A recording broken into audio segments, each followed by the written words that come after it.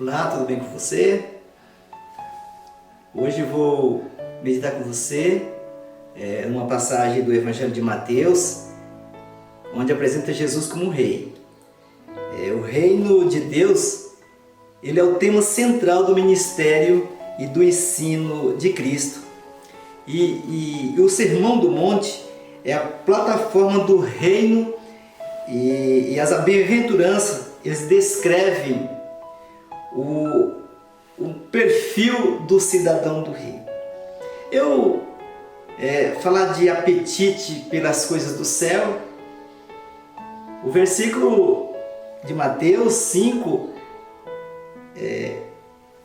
diz assim: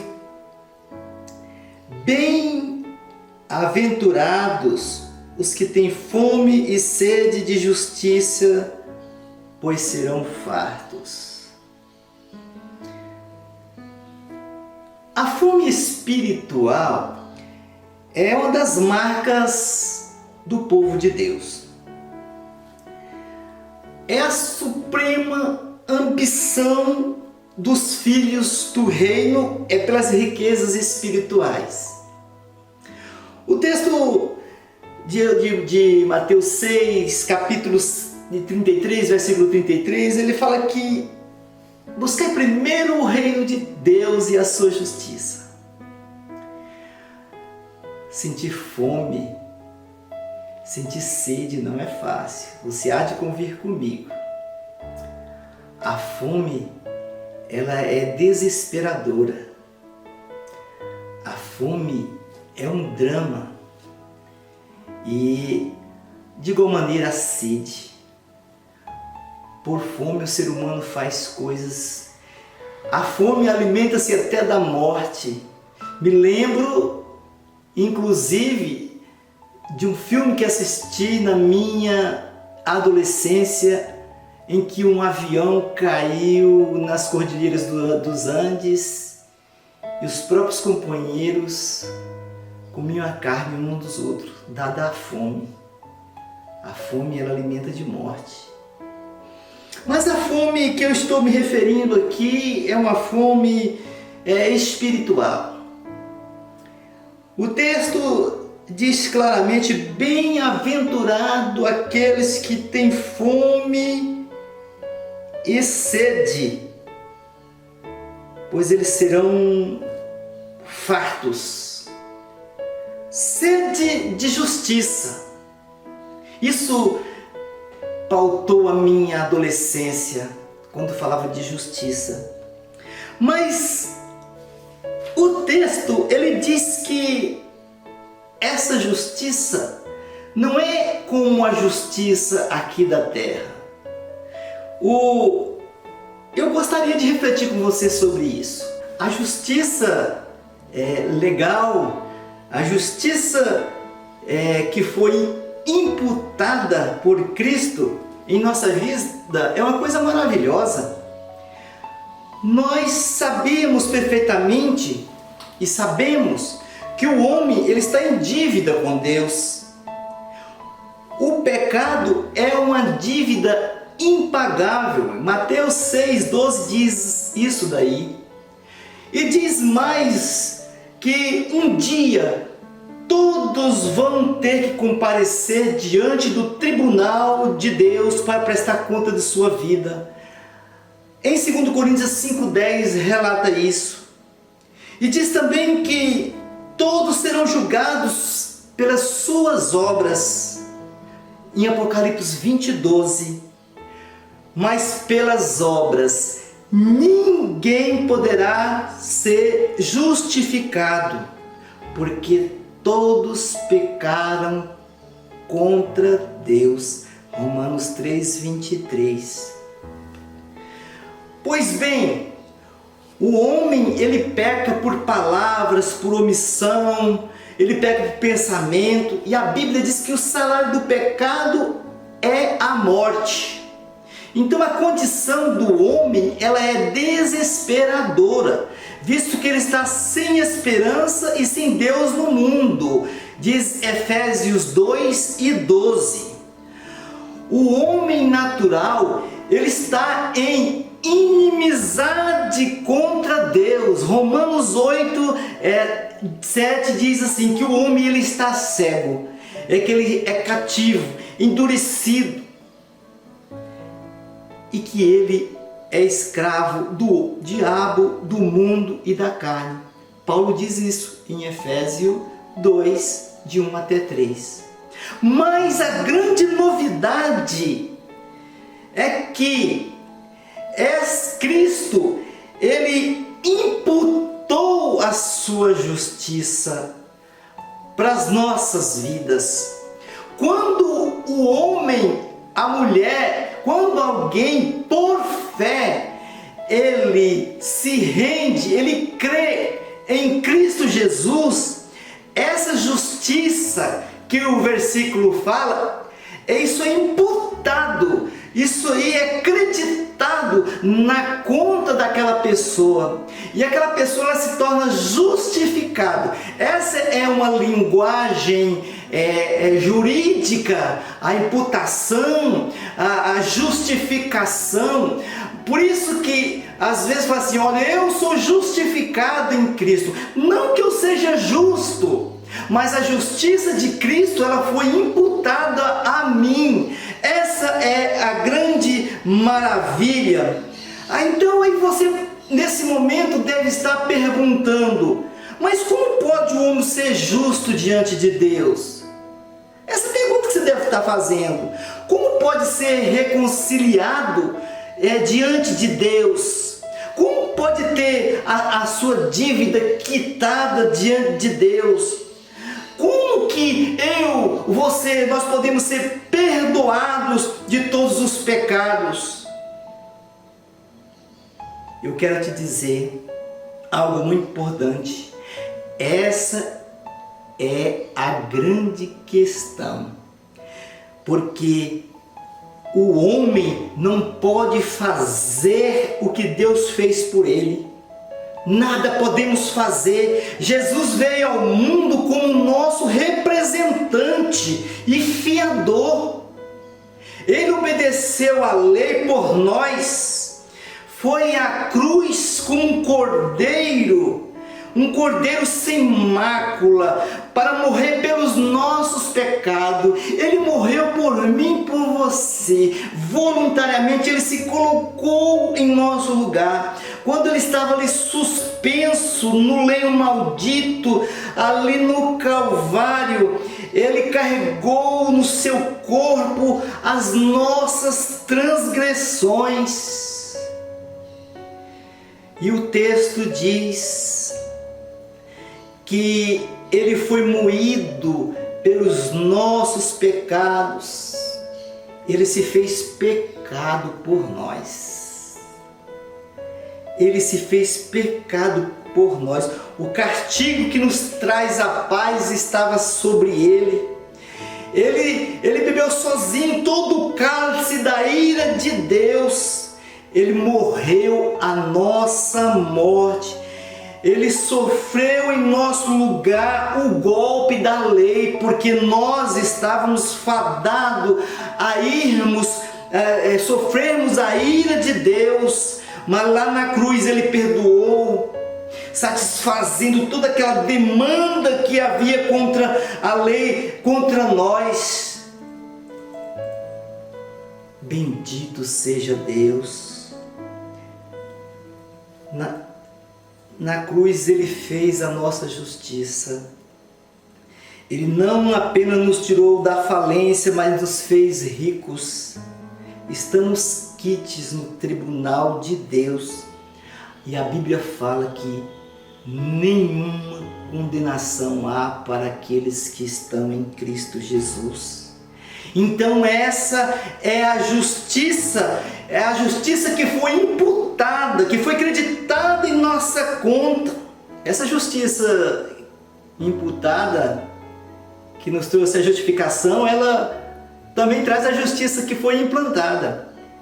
A justiça que foi implantada não é suficiente nós sabemos que os nossos pecados estão perdoados, pois nós temos ainda uma fonte de pecado dentro do coração, como águas amargas, E às vezes eles fluem constantemente. O pecado flui dessa fonte de água amarga.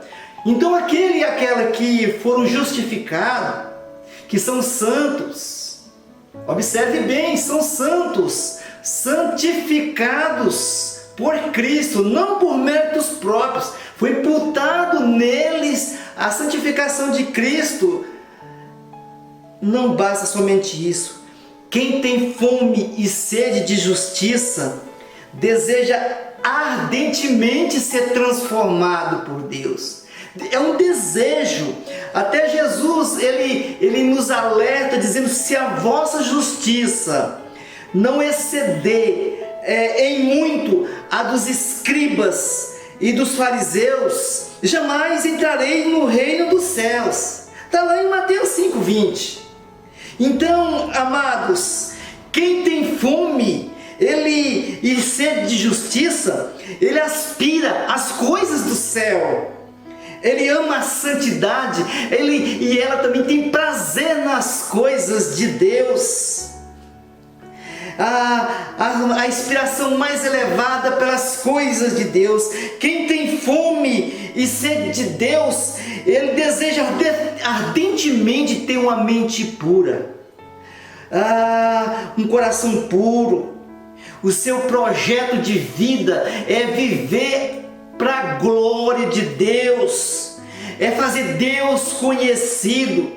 Quem tem fome e sede de Deus quer sempre mais de Deus, e está satisfeito, mas nunca saciado. Quem tem fome de Deus e que essa justiça foi implantada, ele obedece,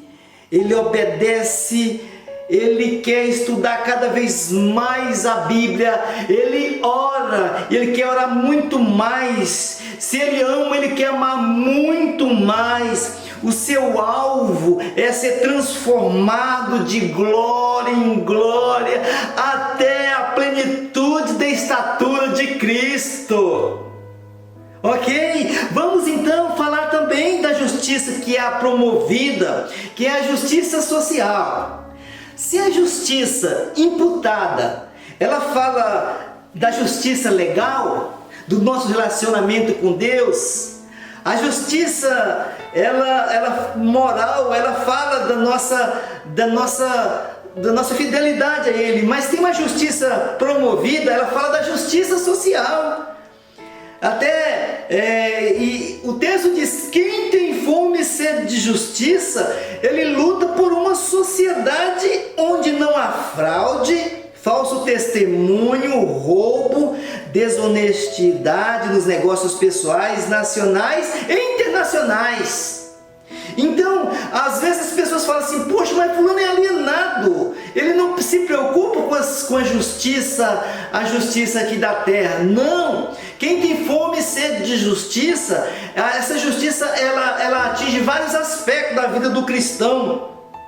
Então nós temos aqui: quem tem fome e sede de justiça luta para que as leis justas sejam estabelecidas, que os justos governem e que os magistrados julguem com equidade, com igualdade. E muitas vezes nós vemos e que isso não acontece.